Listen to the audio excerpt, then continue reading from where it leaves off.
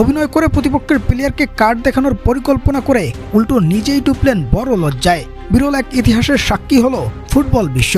প্রথমে হলুদ কার্ড আর পরে লাল কার্ড দেখে কেঁদে কেঁদেই মাঠ ছাড়লেন সুইডিশ এই ফরোয়ার্ড।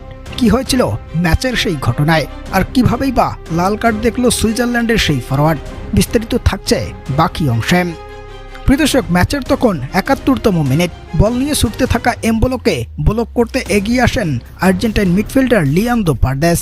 আর এ সময় পারদেসের পায়ে পা লাগিয়ে মাটিতে শুয়ে অভিনয় করতে থাকেন এমবোলো।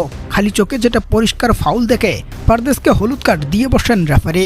পরে রেফারির ভুয়া সিদ্ধান্ত ধরিয়ে দিতে ছুটে আসেন লিওনেল মেসি, বুঝাতে থাকেন পর্তুগিজ এই রেফারিকে।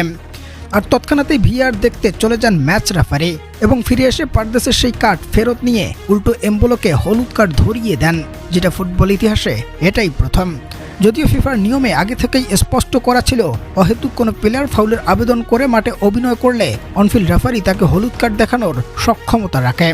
আর এবার ফিফার সেই নিয়মের ফাঁদে পড়ে গেছেন এমবোলো। শেষ পর্যন্ত পরপর ২ হলুদ কার্ডের জন্য লাল কার্ড দেখে ফিরে গেছেন সুইডিশ এই তারকা ফরোয়ার্ড। আর ১০ জনের দলে পরিণত হওয়া সুইজারল্যান্ডের কাছেও পাত্তা পায়নি আলবিসেলেস্তারা।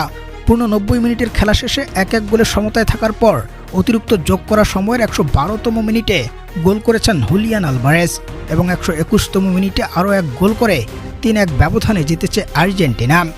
তবে আর্জেন্টাইনদের এই জয়ের থেকে এখন যেন বেশি আলোচনায় সেই লাল কার্ডের বিতর্ক, যেখানে পর্তুগিজ এই রেফারি বেশ ভালোভাবেই সাহসের সাথে ২ দলকে কন্ট্রোল করে ম্যাচটা শেষ করেছে।